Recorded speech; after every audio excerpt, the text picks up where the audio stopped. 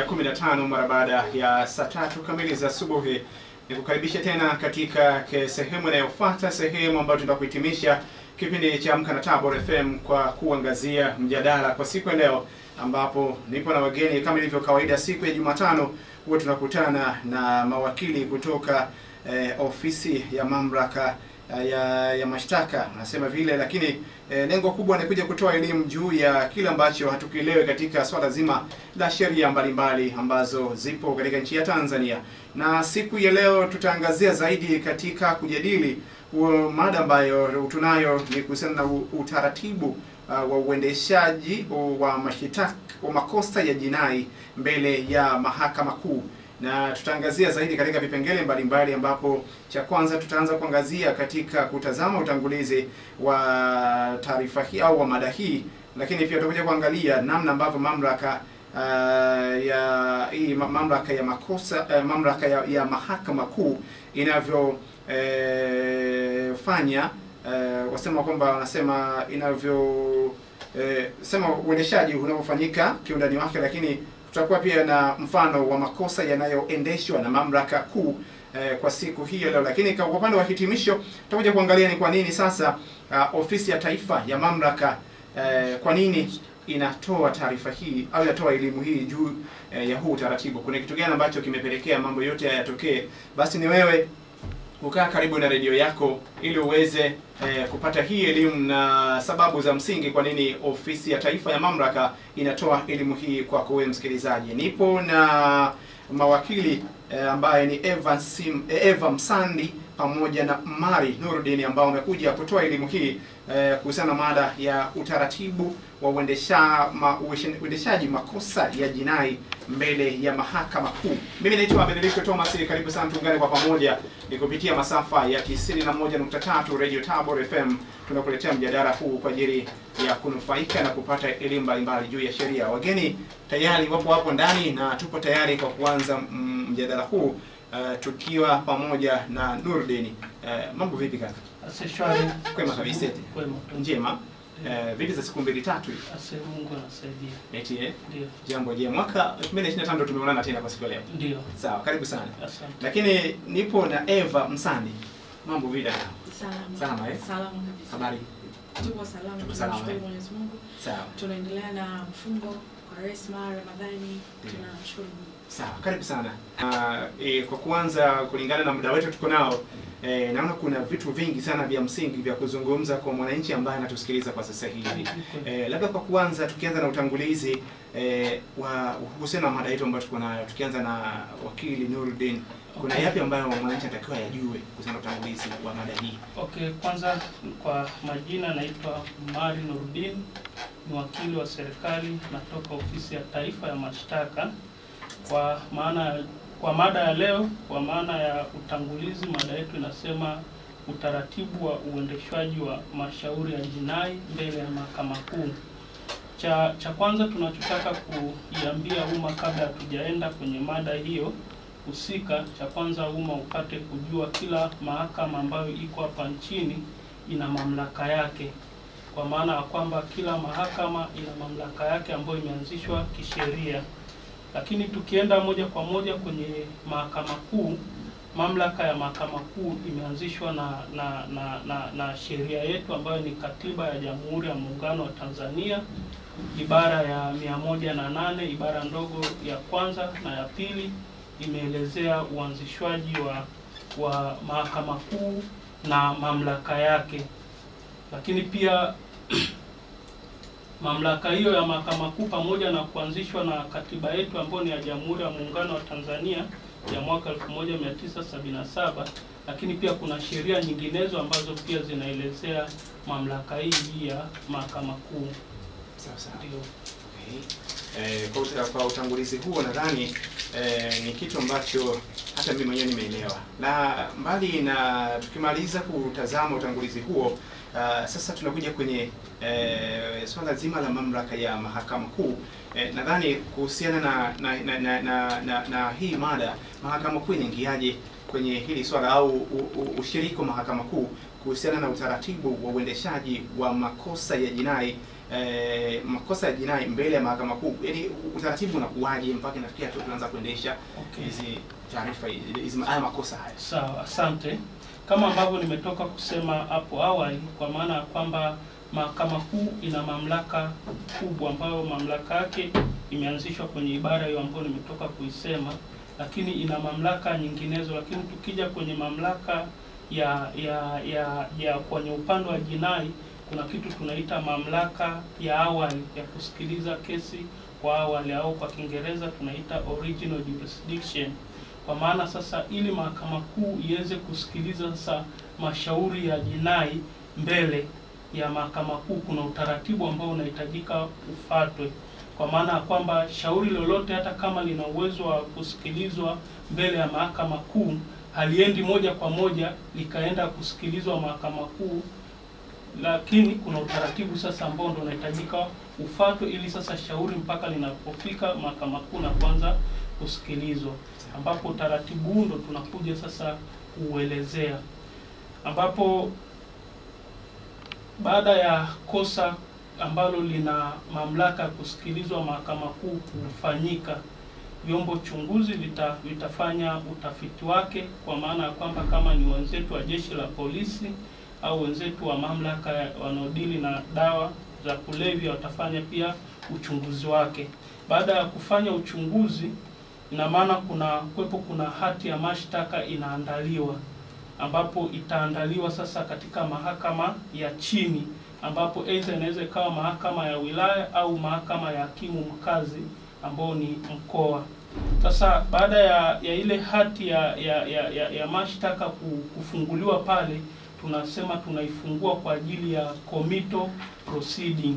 Kwa maana ya Kiswahili tunasema committal proceeding ni mwenendo kabizi, ambapo sasa utaratibu huu baada ya hati hiyo ya mashtaka kufunguliwa, kwa maana kwamba sasa kwa mujibu wa kifungu hicho cha 244 cha sheria ya mwenendo wa mashauri ya jinai, yanasema kwamba ni lazima kutakuwepo na huu utaratibu wa committal proceeding au mwenendo kabizi, ambapo sasa baada ya hati ya mashtaka, mfano ni kosa la mauaji limetendeka, baada ya vyombo chunguzi kufanya upelelezi wake wa awali, basi jalada litakuja kwetu, na maana kama tukishalisoma tukaona kuna ushahidi ambao unaweza kuthibitika, cha kwanza lazima tufungue kwanza shauri katika mahakama ya chini ambayo nimesema ni mahakama ya wilaya au mahakama ya mkoa.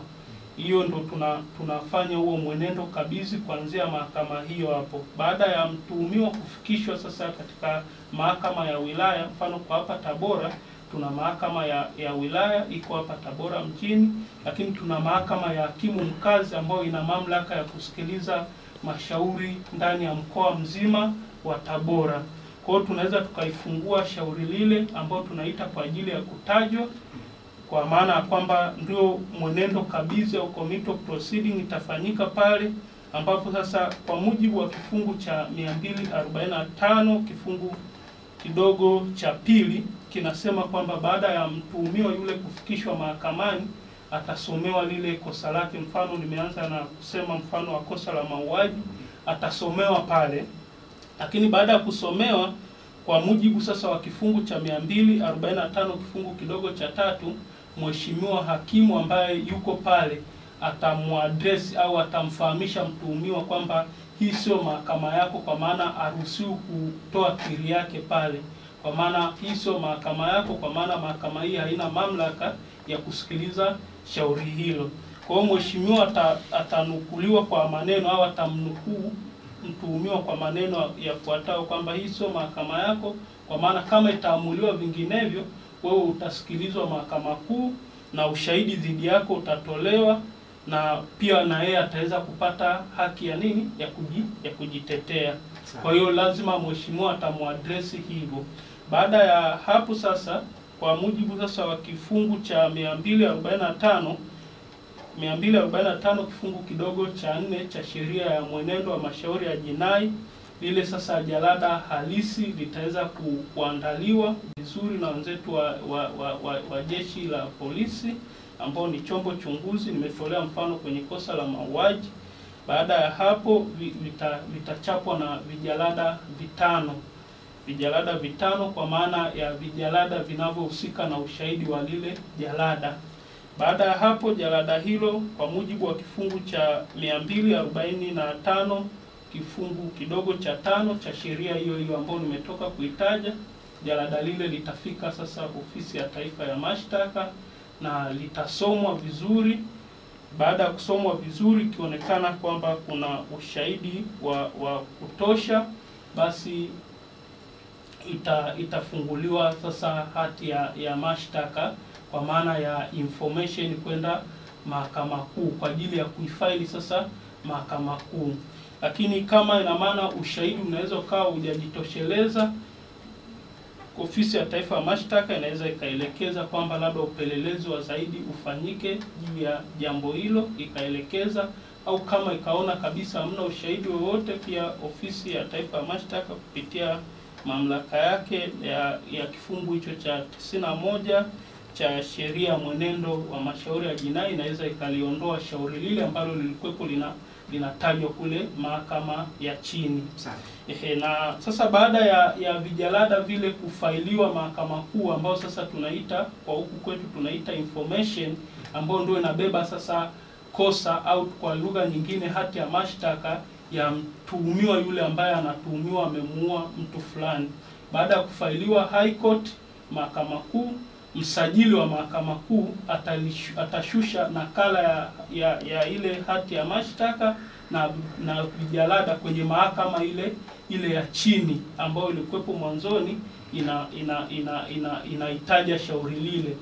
Na baada ya kushushwa kijalada kile, hati ile ya mashtaka ambayo imefailiwa Mahakama Kuu, msajili baada ya kuishusha kwenye mahakama ya chini ambao mwanzoni nilisema inaweza ikawa mahakama ya wilaya au mahakama ya hakimu mkazi mkoa, na baada ya kushushwa kwa maana ya kwamba mtuhumiwa sasa atasomewa lile kosa, na baada ya kusomewa lile kosa na pia atasomewa ushahidi, kuanzia shahidi wa kwanza ambao upande wa jamhuri tunategemea kumuita wakati shauri lile litasikilizwa Mahakama Kuu. Kwa hiyo kama jalada lilikuwepo lina mashahidi 20, atapata nafasi ya kusomewa mashahidi wote, mashahidi wanasema nini juu ya kile anachoshtakiwa, pamoja na vielelezo vinavyotumika katika kesi yake. Inaweza ikawa ni nyaraka au ni vielelezo ambavyo ni halisi ambavyo vinategemewa na upande wa jamhuri katika kuendesha shauri lake Mahakama Kuu. Baada ya kusomewa vile, sasa kama nilivyokuwa nimetoka kusema awali kwamba kuna maneno mwanzoni mheshimiwa hakimu alimnukuu kwamba hii sio mahakama yako, kwa maana asikiri. Na hapa sasa baada ya kusomewa ile hati ya mashtaka ambayo tumeifaili Mahakama Kuu ikashushwa mahakama ya chini, kwa mujibu wa kifungu cha 246 kifungu kidogo cha 3, mheshimiwa yule hakimu atamnukuu kwamba sasa umesikia kiini cha ushahidi ambao upande wa mashtaka unakusudia kuuita kwenye kesi yako. Unaweza kuhifadhi utetezi wako ambao uko huru kufanya, au kusema chochote ambacho unaweza kutaka kusema kinachohusiana na shtaka dhidi yako, na chochote utakachokisema kitanukuliwa na mheshimiwa hakimu na kitatumika kama ushahidi dhidi yako. Kwa maana ya kwamba baada ya kumaliza kumsomea kile, mheshimiwa hakimu sasa atamnukuu kwa maneno ya kwamba kama mshtakiwa atasema chochote kuhusiana na ile shtaka lake, basi mheshimiwa hakimu atakinakili kwenye mwenendo ule halisi, na baada ya hapo mheshimiwa atasaini na yeye pia mtuhumiwa atasaini. Baada ya kukamilisha hivyo vyote kwa mujibu sasa wa kifungu cha 247, sasa kutakuwepo sasa kuna mashahidi upande wa jamhuri na mashahidi upande wa mshtakiwa. Kwa maana sasa wale mashahidi upande wa jamhuri wote watakuwa listed, ambapo sasa upande wa mashtaka unategemea kuwatumia mashahidi wale dhidi ya mtuhumiwa endapo shauri hilo litasikilizwa Mahakama Kuu. Na mshtakiwa pia ataulizwa, je, utakuwepo na wewe na mashahidi? Pia atasema pale kwamba nitakuwepo labda na mashahidi, au nitakuwa na kielelezo hichi na hichi ambacho nitakitumia katika utetezi wangu zidi shauri langu litakaposikilizwa Mahakama Kuu. Na baada ya hapo sasa ndio kutatoka kuna kitu kinaitwa amri kabizi au kwa Kiingereza tunakiita commit order, ambao sasa ina mahakama ya chini na mkomiti sasa mtuhumiwa kwa ajili ya kwenda Mahakama Kuu. Yes. Sasa umezungumza vizuri na umefafanua vizuri juu ya utaratibu.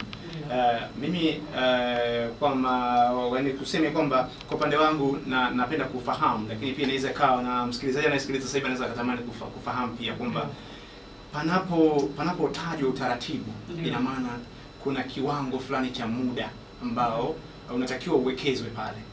Sasa kwa mwananchi wa kawaida anaweza akawa ameshuhudia au amefanyiwa kosa la jinai, sawa, labda kwa tuseme kashuhudia, labda tuseme ndugu yao labda ameuliwa, ndio familia fulani uko fulani kuna fulani kamuua ndugu yetu, lakini tunatamani hii kesi tuipeleke mahakamani, tukasimame kwa ajili ya kutafuta haki, sawa. Sasa wakikaa wakifikiria na imani zetu tulizonazo kwamba mtu akishafariki ameenda, mkiwa mnamtajataje tunakumbuka na ndio kutukumbusha machungu. Je, ni utaratibu gani ambao umewekwa kwamba kuanzia mwezi ndio sema kwamba labda siku fulani au siku kadhaa au miezi kadhaa utaratibu wote unatakiwa umekamilika kwa ajili ya kuipeleka kesi kwamba sasa tuta kutafuta hukumu ili na hawa watu wapate haki yao? Ni muda gani ambao unawekezwa hapa? Lakini kwamba mtu akisema kesi yangu inakaa hata miaka 5 bado inafuatiliwaga tu, kwa hiyo bora nimeacha. Okay, sawa. Kwa maana ya kwamba muda kwa upande wa hizi kesi ambazo tunazitaja, mfano kwa sisi ndani ya ofisi yetu tuna miongozo yetu ambayo ni miongozo yetu ndani ya Ofisi ya Taifa ya Mashtaka, kwa maana kesi zote ambazo zinatajwa kwa ajili ya baadaye kwenda kusikilizwa Mahakama Kuu, na maana upelelezi wake unahitajika ukamilike ndani ya siku 90. Na kama sasa hautakamilika ndani ya siku 90, ofisi kama maana kwamba mkoani itabidi iombe sasa kibali kwa mkurugenzi wa mashtaka kwa ajili ya kuomba kuongezewa muda. Lakini huo ni mwongozo wetu wa ofisi ambao sio sasa haupo kwenye sheria. Huo ni mwongozo wetu ambao, lakini pia na wenzetu Jeshi la Polisi wana utaratibu wao wa muda wa upelelezi. Kwa maana ya kwamba sasa tunaweza tukaona kwa maana ya kwamba mashauri haya ya jinai tofauti na miaka ya nyuma yanaenda kasi kusikilizwa tofauti na miaka ya nyuma. Ushahidi ukishakuwa umekaa vizuri, tukishafaili, basi Mahakama Kuu nao wana kanuni zao zinazowaongoza katika kuyasikiliza na kuyaendesha mashauri ya jinai. Sawa sawa. Yes. Sasa nimesema hivyo, kuna watu kwenye jamii unakuta anahitaji sana haki itendeke, lakini akikumbuka kwamba nene mahakamani kila siku tunaenda, siku fulani tumepangiwa kesi mahirisho, bado tunafuatia uchunguzi sio nini, napoteza muda hata kufanya majukumu mengine, kwa wanaamua kugaili kuipata haki yake ya msingi kwa sababu ya utaratibu. Sasa utaratibu ni mrefu. Sawa. Nadhani hiyo tabia ipo. Si ndio dada? Ni kweli. Labda mimi ningeongezea hapo ambapo wakili zangu ameongea. Kwanza kabisa jamii inatakiwa ijue makosa tunayoyaita ya jinai, haya ni makosa yanayosimamiwa na serikali. Tunasema ni makosa ya jamhuri. Ndio maana utaratibu uliowekwa hamna, wanasema familia ya mhanga inaweza kwenda kupeleka kesi yenyewe mahakamani.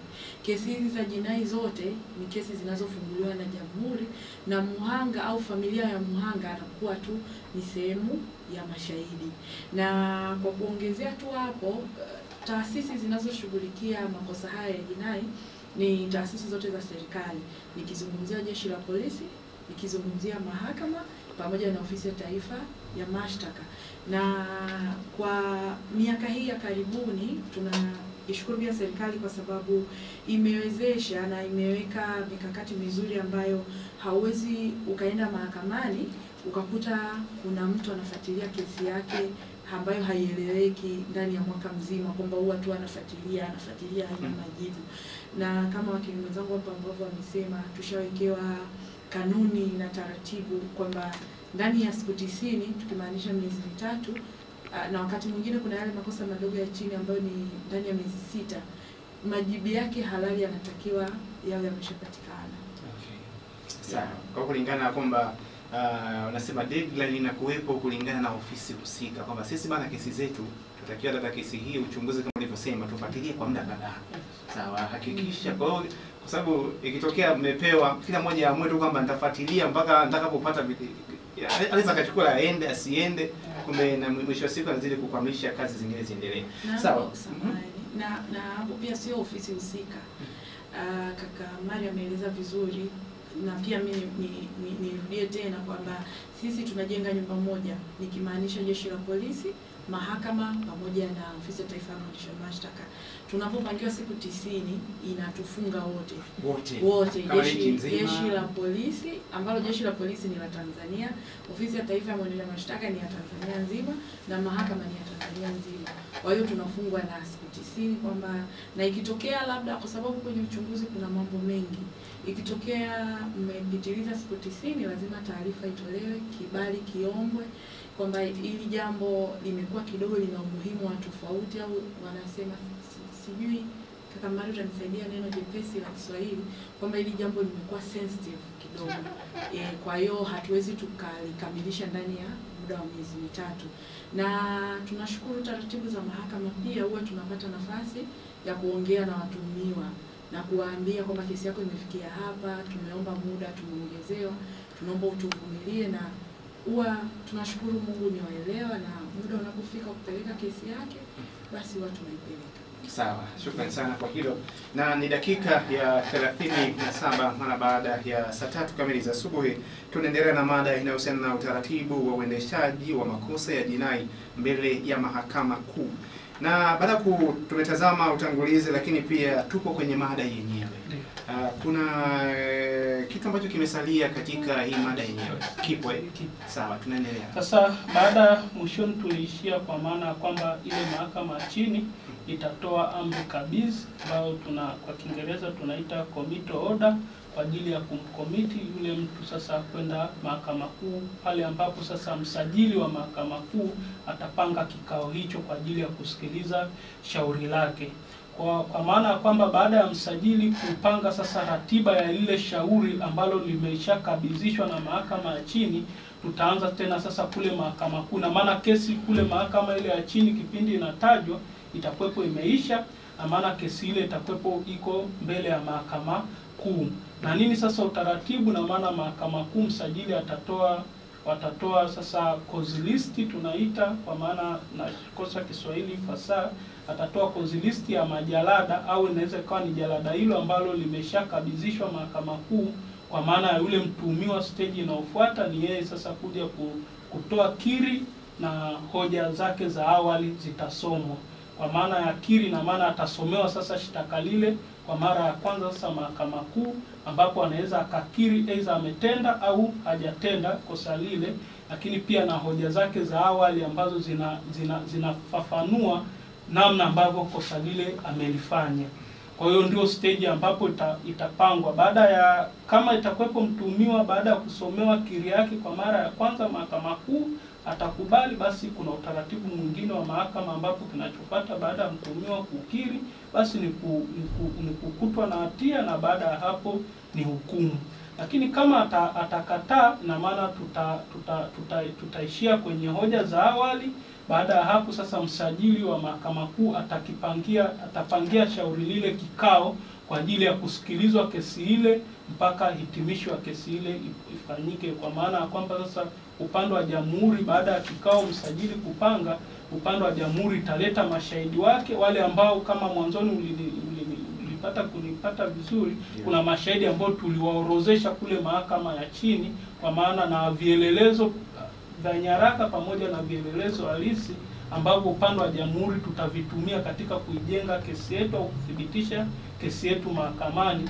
Kwa maana mashahidi upande wa jamhuri watapewa wito na mahakama, watafika mahakamani na shauri lile litasikilizwa, na basi mahakama itaweza kuona, kwa maana ya kwamba baada ya sisi upande wa jamhuri kufunga ushahidi wetu, endapo itamkuta mtuhumiwa na kesi ya kujibu, basi mahakama itatumia utaratibu ule ambao kuna vifungu vya sheria vimewekwa, kwa maana ya kumwalika sasa mshtakiwa naye kuleta utetezi wake, naye atajitetea. Baada ya kujitetea, mahakama itakuja kutoa hukumu. juu ya kile ambacho imekiona.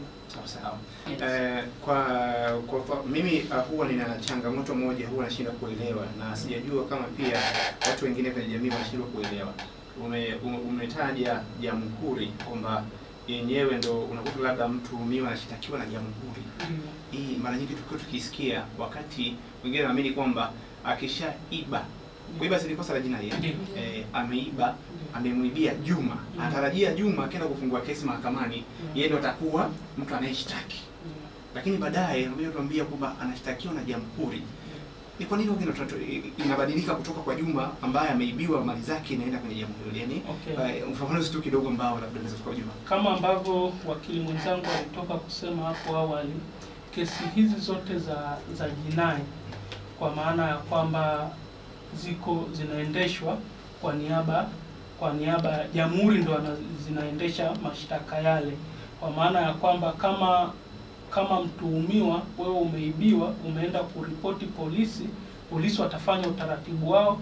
Ina maana wewe kule polisi utachukuliwa maelezo ya namna ulivyoibiwa, kwamba kama ulimuona mtuhumiwa alioiba utamtaja kule polisi katika maelezo yako, na maana wewe utakuja sasa kuwa shahidi upande wa jamhuri katika kuthibitisha kosa lile. Kwa hiyo kesi zote za jinai zote ziko kwa niaba ya jamhuri, ambapo sasa mkurugenzi wa mashtaka ndio amekasimishwa mamlaka hayo kusimamia mashauri yote ya jinai. Sawa. Yes. Nashukuru sana kwa ufafanuzi huo. Labda unataka kuongeza? Okay. Asante. Labda tu kidogo, sisi mawakili wa serikali tumepewa mamlaka na serikali kusimamia hivi vitu tunavyoita kesi ya jamhuri. Kuna makosa ambayo yamewekwa kama tunasema msaafu, makosa dhidi ya watu ambao tunasema ni mali ya jamhuri, kwamba ukienda kwenye katiba kuna vitu vile vimewekwa kwamba kila mtu ana haki ya kumiliki mali. Kwa hiyo kama mimi nina haki ya kumiliki mali, wewe ukaja ukachukua mali yangu, maana kuna sheria nimevunja sehemu. Na kama sheria nimevunja sehemu, ambaye anasimamia ulinzi na usalama wa taifa ni serikali. Kwa hiyo kama navunja kitu ambacho kinaenda kinyume na sheria, lazima serikali iweke mkono wake na kuona inasimamia.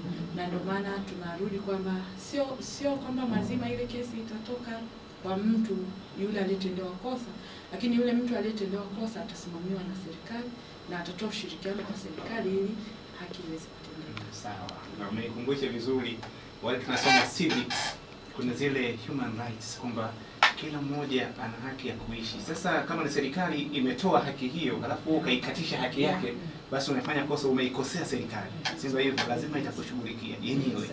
Hapo sana ninakuelewa vizuri. Na sasa wakati tunazungumza hapa tulizungumzia kwamba kuna mfano wa mashauri yanayoendeshwa na mahakama kuu, au ndio haya miongoni mwa tumeyataja? Moja nimetaja moja wakati naelezea utaratibu. Sawa. Yapo mengine tena? Yapo mengine mengi. Kuna mashauri mengi ambayo yanasikilizwa mahakama kuu, na mojawapo ni kama hilo la mauaji ambayo tunaita ni moja ya sehemu ya tunaita capital offense, kwa maana ya mashauri makubwa, na mashauri mengine inaweza ikawa ni ya uhujumu uchumi. Mashauri mengine ambayo yanaweza kaendeshwa mahakama kuu, uhujumu uchumi, kwa maana ya kwamba uhujumu uchumi kuna mashauri mengi ndani yake. Inaweza ikawa kukwepa kodi, kusafirisha madawa kulevya, kukutwa na nyara za serikali. Hayo makosa yote yanaingia ndani ya uhujumu uchumi. Kwa hiyo kuna mashauri mengi, lakini pia kuna kwenye kuua tu wenyewe hapo kumegawanyika. Kuna kuua kwa kukusudia na kuua bila kukusudia, pia yote yanaendeshwa mahakama kuu. Kuna kujaribu kuua, kuna usafirishaji haramu wa binadamu ule ambao ni mkubwa, unasikilizwa mahakama kuu. Kwa hiyo kuna mashauri mengi ambayo yanasikilizwa mahakama kuu, kwa maana ya kwamba sasa mashauri haya yote yanayosikilizwa mahakama kuu, hata kama mtu yule sasa amekiri kuanzia kule polisi amekiri kutenda kosa hilo, shauri lile aliwezi likaenda moja kwa moja kusikilizwa mahakama kuu. Lazima kuna utaratibu utafanyika ili shauri lake lifike mahakama kuu, ambao ndio utaratibu ambao nimetoka kueleza hapo awali. Sawa. Yes. Miongoni mwa mashauri hayo umetaja sehemu shauri moja hapo ambalo wamesema kukwepa kulipa kodi, si ndio? Kukwepa kodi. Yes. Ni inaingia kwamba ikishatokea kibainika labda mfanyabiashara anakuwa anakwepa kulipa kodi na anaingia kwenye makosa haya jinai ambayo yanasimamiwa na mahakama kuu. Ambayo sasa tunayaita sasa ni mashauri ya uhujumu uchumi, kwa maana tunaita kwa Kiingereza tunaita tax evasion, kwa maana ya kwamba kama sasa ni uhujumu uchumi, lakini hapa napo sasa topic yake nayo ipo pana. Kwa maana ya kwamba mashauri yote ya uhujumu uchumi mahakama yake mahususi, kuna mahakama mahususi ambayo imetengwa kwa ajili ya kusikiliza mashauri ya uhujumu uchumi. Umeona? Lakini sheria hiyo ya uhujumu uchumi imeenda mbali, kwa maana ya kwamba inaweza mkurugenzi wa mashtaka akatoa kibali kibali cha kuipa mahakama ya chini mamlaka kusikiliza shauri lile ambalo lilipaswa kusikilizwa na mahakama ya uhujumu uchumi. Kwa hiyo hii nayo ni topic nyingine, lakini kwa ujumla wake na sheria ilivyo, kwa maana ya kwamba mashauri yote ya uhujumu uchumi yanasikilizwa hiyo mahakama ya uhujumu uchumi. Sawa. Yes. Mimi nashukuru sana kwa ufafanuzi huo Nurdin, kwa kutuelezea namna ambavyo tumeanza kwenye mada na utaratibu mzima, lakini tumekuja kuyatazama haya mfano wa mashauri haya. Na sasa nadhani tuelekee kwenye kutazama sasa hitimisho. Ni kwa nini ofisi ya taifa ya mashtaka haya, kwa nini tunatoa elimu? Yaani kwa nini ofisi hii ya taifa inatoa elimu hii kuanzia kusema kuna utaratibu huo tunafanya hiki na hiki na hiki kwa wananchi? Kuna haja hiyo? Yes, kuna haja hiyo, na ndio maana tumekuja na mada hii, kwa maana kwamba lengo letu kubwa ni kuhabarisha umma, kwa maana kwamba kuna jamii ambayo unakuta ndugu yao ameuawa katika shauri hilo ambalo lilipaswa kusikilizwa mahakama kuu, lakini anashangaa kwa nini shauri lile linatajwa mahakama ya chini alianza kusikilizwa pale pale. Kwa maana kwamba tunaihabarisha umma, kwa maana kwamba utaratibu uliopo mashauri yote ya mahakama kuu ambayo yanasikilizwa mahakama kuu lazima afate utaratibu wa mwenendo kabizi, baadaye ndo shauri lake litasikilizwa mahakama kuu. Kwa hiyo jamii isishangae, kwa maana kwamba mbona shauri ndugu yetu ameuawa, shauri lile alipandi mahakama kuu kusikilizwa, bali kuna utaratibu ambao ndo tumetoka kuihabarisha umma, kwa maana ya utaratibu unakuaje mpaka shauri lile linasikilizwa mahakama kuu. Kwa hiyo tunawatoa hofu, kwa maana kwamba mbona mtuhumiwa huyu tulisikia amekiri polisi, amekiri nini, lakini shauri lake alisikilizwa moja kwa moja na hukumu itolewe, bali kuna utaratibu ambao ndo tumetoka kuelezea. Ili shauri lisikilizwe mahakama kuu kuna utaratibu wake, yani haliwezi tu likatoka polisi likafunguliwa moja kwa moja mahakama kuu, bali kuna utaratibu ambao tumetoka kueleza hapo awali. Kwa hiyo umuhimu wa mada hii. Labda wakili Eva, na unacho kuongezea kwenye hili swali? Asante. Katika utendaji kazi wetu mzima, kama ambavyo tayari tumeelezea kwenye mada nzima, tuliwiwa ofisi kuja kuieleza jamii yetu kwamba kuna vitu ambavyo maswali mengi, lawama kuna wakati mwingine zinatokea, sio kwa ubaya, watu wengine huwa wanalaumu kwa sababu tu wamekosa elimu, lakini haya makosa ambayo yanakuwa na hizi taratibu ambazo tunazisema ni makosa makubwa, ni makosa ambayo serikali iliyaona umuhimu wake, kwa hiyo ikaona kwa sababu ni makosa makubwa na mtu iwapo atakutwa na hatia basi adhabu yake ni kubwa, ni makosa ambayo yanapelekea adhabu kufungwa maisha na wakati mwingine mtu ananyongwa.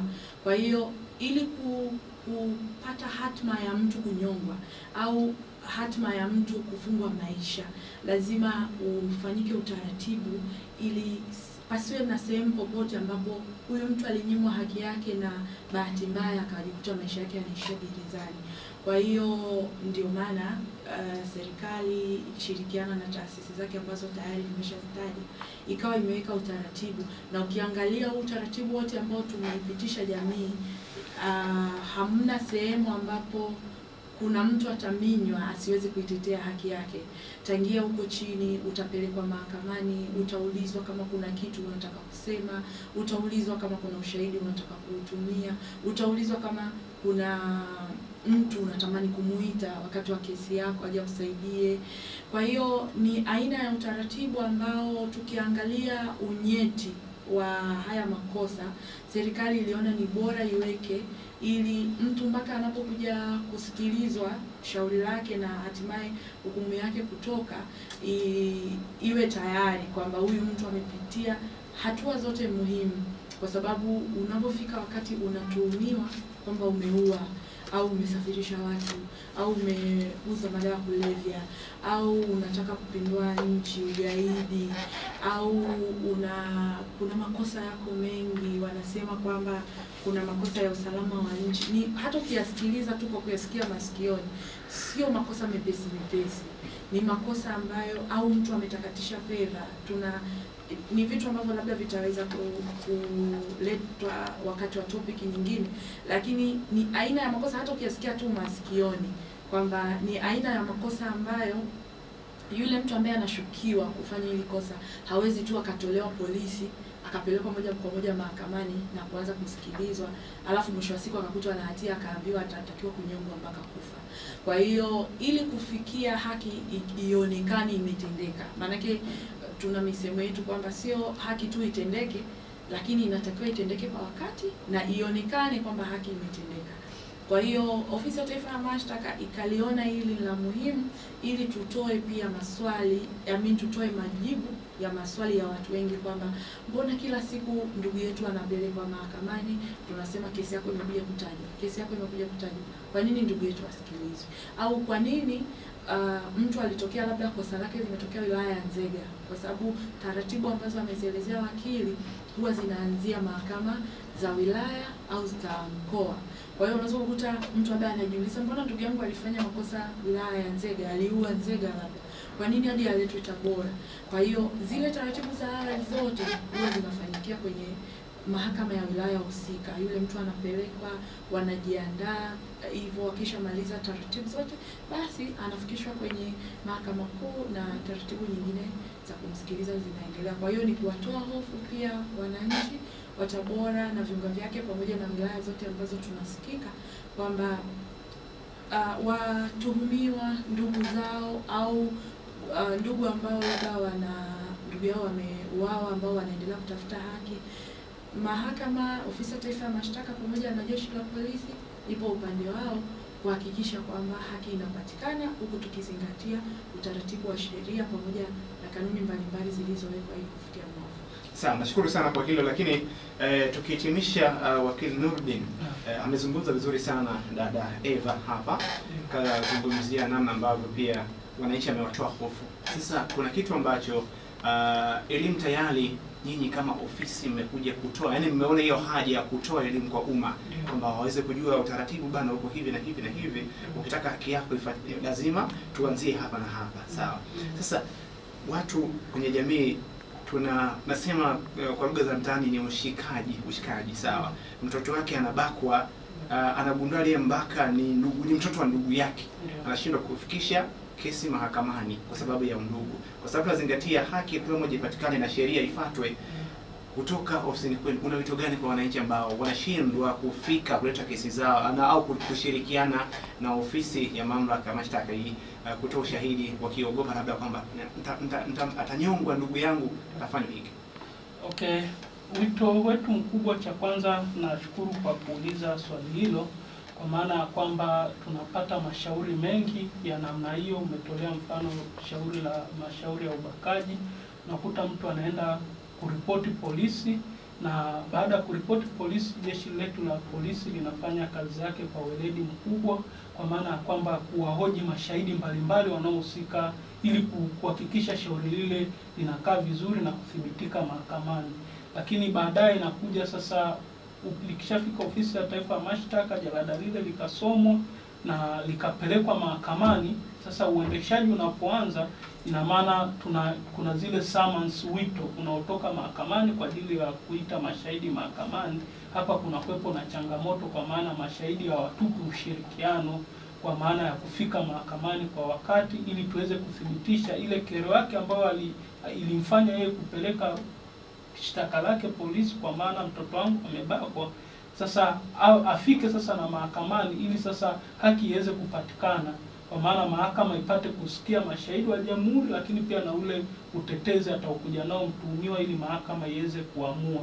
Kwa hiyo tunaiomba jamii, sasa wale wanaoenda kuripoti polisi, watupe ushirikiano kwa maana ya kwamba wanapopata wito wa mahakama kufika mahakamani kwa wakati, ili haki iweze kutendeka. Sawa, kuna simu ya msikilizaji hapa anapiga, tumsikilize. Nani simu? Halo. Habari? Salama, unazungumza kutoka wapi? Unazungumza ukiwa wapi? Unaitwa nani? Halo? Hadija, unatokea wapi? Sasa karibu kwenye mjadala huu. Una chochote cha kuuliza?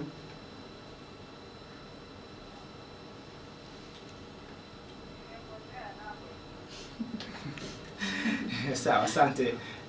Ni changamoto hiyo, lakini mimi nashukuru sana sababu tumesema dakika 3 za kuhitimisha, na nawashukuru sana kwa kuja, na tumepata elimu ambayo tulikuwa tuifahamu. Nadhani watu wataanza kuzingatia kile ambacho zile lawama, mbona kesi yetu haiishi kila siku hivi na hivi na hivi, kumbe kuna utaratibu mbona unatakiwa ufuatwe.